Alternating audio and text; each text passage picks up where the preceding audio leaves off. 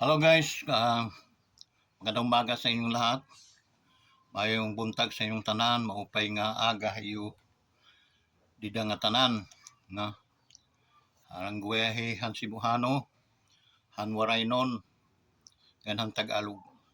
Okay. Mga kabugtuan, mga kasangkayan, maupay nga Lunis, buntag han Lunis sa iyong nga tanan dida.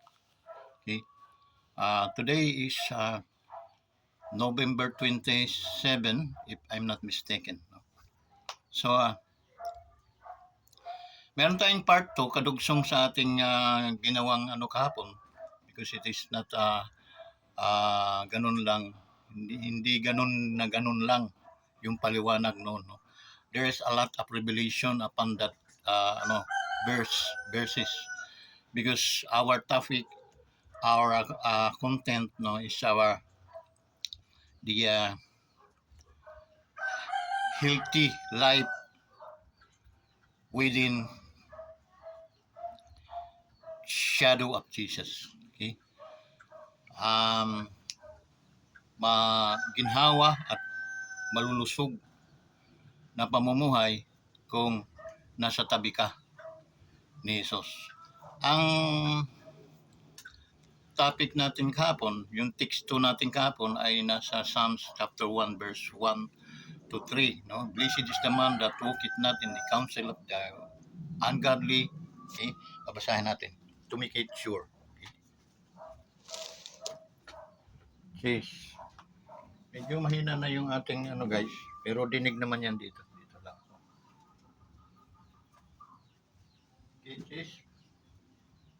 Blessed is the man who walk not in the counsel of the wicked, okay, nor stand in the way of sinners, nor sit in the seat of scoffers, but his delight is in the law of the Lord, and on his law he meditates day and night.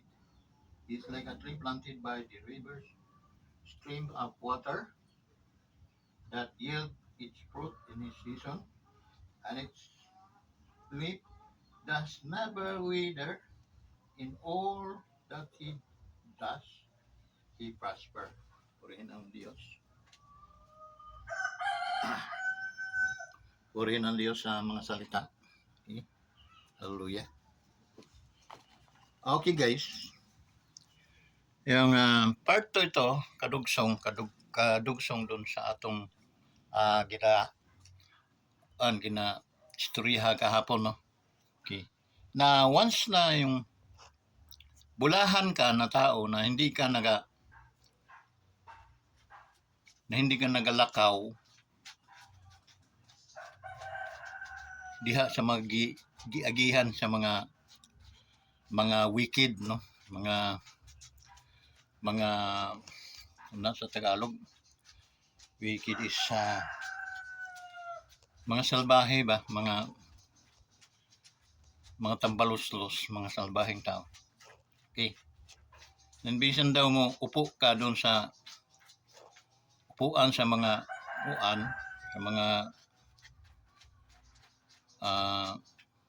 chismoso, no? Chismosa, maninira ng mga tao. Di ulod ng mga ba sa kanon. So na makatulad ka daw sa usa ka kahoy nga gitanom sa gilid sa sapa, rivers of water, okay, na ang iyang bunga magdala siya mga bunga in season niya. Unya ang iyang mga dahon dili gayud malaya, no, it never wither, no, hindi gud matuyo. O ang iyang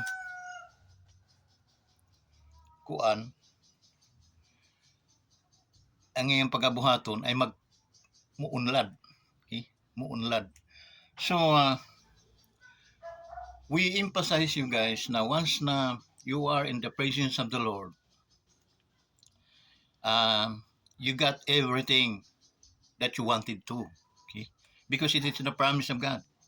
It is the promise. Nag-reveal ako kahapon ng aking mga testimonya, no? Testimonya. Yes, I am a son. Nag-aaral ako din ng training Bible school. And then, tapos ko yun. And then, pero hindi ako namunga, guys. Okay? You know why? Gindaupan ako yung mga mananap, mga kung ano ng mga hayop nga nagsirahan akong pagkakahoy. Okay?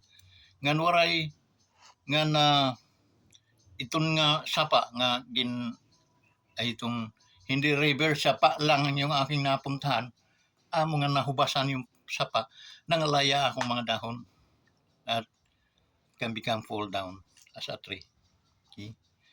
But guys, ang binabanggit dito, gustong emphasize ng salita ng Diyos. Kung ikaw, mayroong verse sa New Testament that if you abides in me and my words abides in you, ask what anything you want, and it shall be given unto you.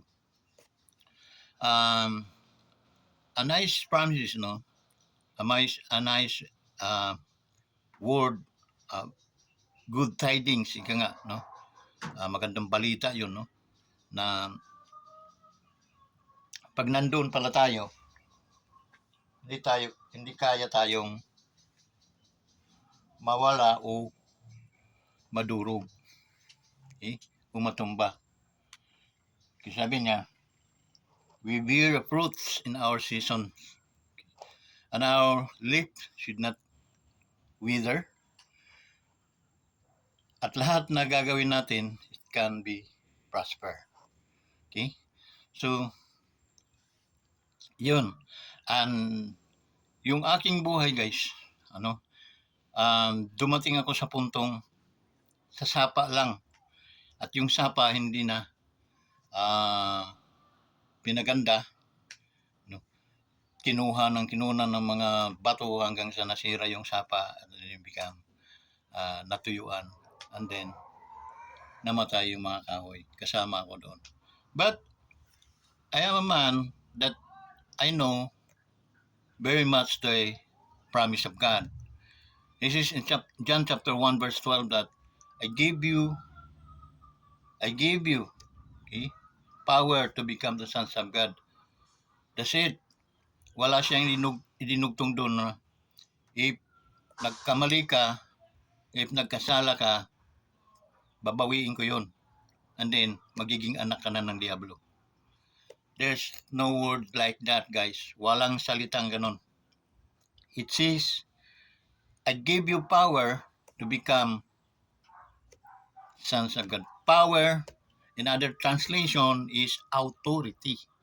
He gave me title, a lot title, to prove, to show that this lot is mine. I have title. Mayroon akong hawak na titulo. And the title na hawak-hawak ko ay nasa John chapter 1 verse 12. Okay? Repeat. No. Sumabay kayo sa akin. Ang akong titulo, aada Juan kapitulo 1 versikulo 12. Okay? Yun guys. Yun ang katibayan na God never and He never push you out in His blessing, in His shadow. It is shower of blessing, guys. Okay? Because God is good not only today, but God is good all the time. All the time. Say after me. All the time. God is good all the time. Amen. So guys, yung river na sinasabi sa Psalms chapter 1 verse 1 and 3, 2 and 3 is that is Jesus. Okay?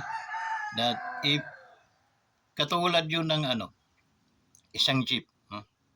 Kung isang jeep, inaari mo si Jesus ang yung driver. Hindi lang si Jesus ayan parang spare tire. Jesus is your tire.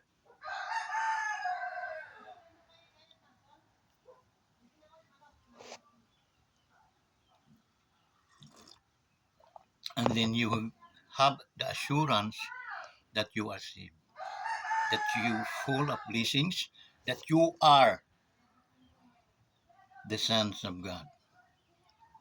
Okay? So, yung guys, na once na yung sapa ay yung ilog na ang pag-uusapan natin. Never masisira ang ilog, guys. Okay? It come to pass generation to generation, pakikinabangan niyo yung ilog. And that is symbolizing to Christ Jesus. Okay? Na yung ilog na yun, habang nandiyan ka sa tabi, mamumunga ka ng tama or sufficient enough. Okay?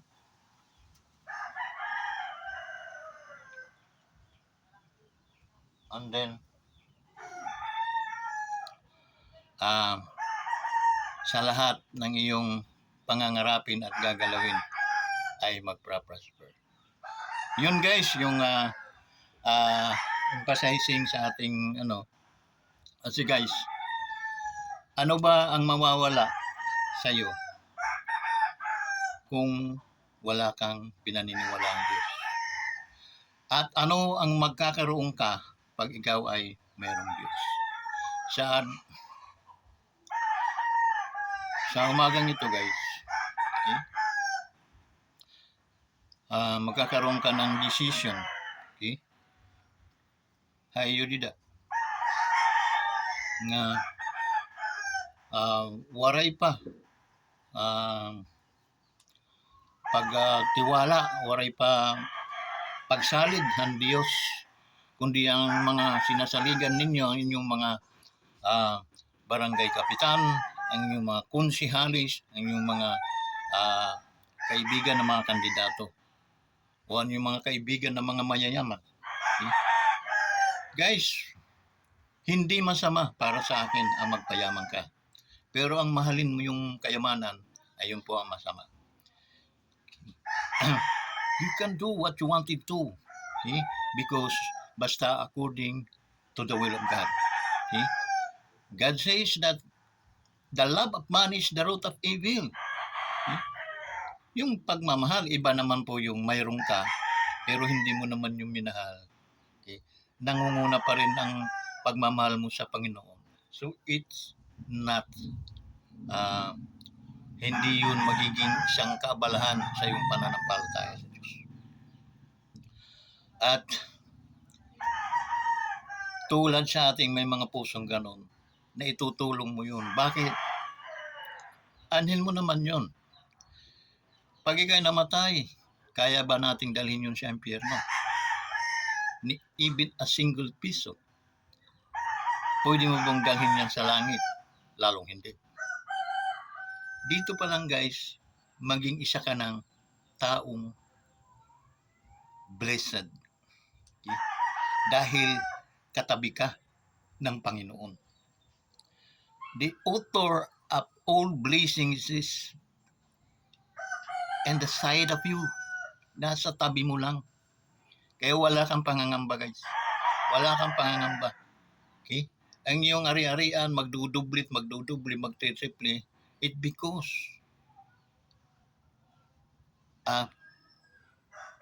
the reason that God loves you so much.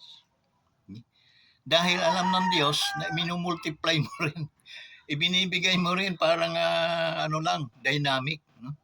Dating sa'yo, pinamimigay mo naman, merong hindi nauubos.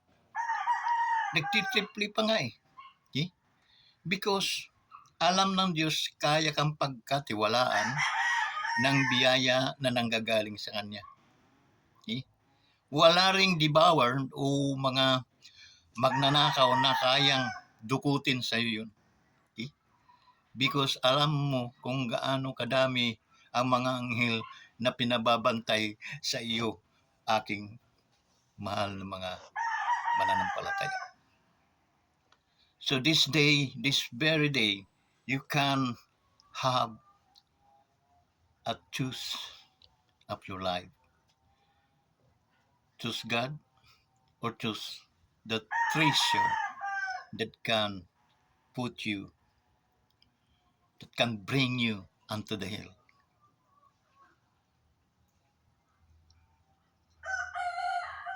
The Bible says, what a profit a man that he gained the whole world, but he lost his own soul. Ano ba talaga ang kapalit? Magiging kapalit ng iyong kaluluwa, kaibigan. So, this is the moment of time, the moment of truth. Choose, close your eyes. God has a plan for your lives. Okay? He is the best physician. In my 63 years in life, I seen nothing, anyone, physician that like Jesus. It's only Jesus. Okay? Pag sinabi niyan, tumigil ka naman ni Garillo, guys, even the science can't believe, because I nakakaubos ako ng 2 kaha ng sigarilyo, and hindi lang kabasta-basta sigarilyo, Marlboro, the highest ano, um, parang mataas ang nicotine para sa akin, no, kasi talagang ubuhin ka kung hindi ka sanay manigarilyo ng Marlboro filter. 2 pack a day. Alam niyo kung saan ako nabili? 7-Eleven. Pagdating ng gabi. Okay? Kasi wala na. Mga bandang alas 10, ubos na yon. Mauubos naman yun, mga alas 11, bili naman ako. Panibagong isa.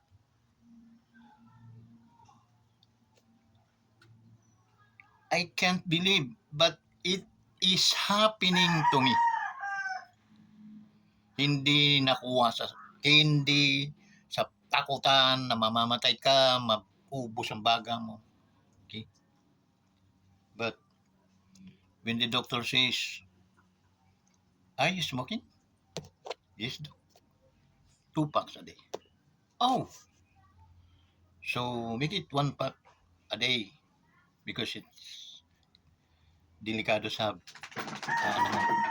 sa katawan mo, sa health natin. Hindi lang naman ang pinuputulan ng paa, hindi lang yung diabetes, but because of nicotine, the cigarettes na ini-inhale natin, ang mga ingredients nito ay nakakasira sa katawan ng tao. Well, ganun ba, Dok? So starting today, I stopped smoking. Starting today, stop smoking. Strong determination lang ang kailangan. If you say stop, don't do it again. Don't go. Don't step forward because it can harm you. No? Pag sinabing stop, stop. And it shall be done. Nangyari. Hindi makapaniwala ang science at doktor. Wala daw nakagawa ng ganon. Guys, hindi ako in-appreciate ng scientist ng na I can do it immediately without any using candy or anything else na nagsasabing nakapag-stop. I stop for the strong determination. That's it. Until today, I never smoke. Never. Okay? Yung ba masasabing yung addiction, mananaig sa kapangyarihan na tao? No, I can't. I don't agree with that. Yeah? Because I do, and you can do it also. Okay? magkaroon ka lang ng strong determination, and then your temple, your body is the temple of our God. Kung gusto mo siyang sa ulain, dumihan, do it. The decision is yours. God not saying, no, stop that. No. Because you have free will. We have free will, guys. Okay? So, that's it. Sana naunawain ninyo yung emphasize natin yung the real point of view ng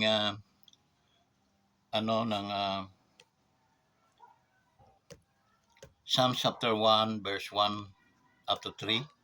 Okay, that's a very nice message, guys. That in this world you don't have nothing except Jesus, your Savior.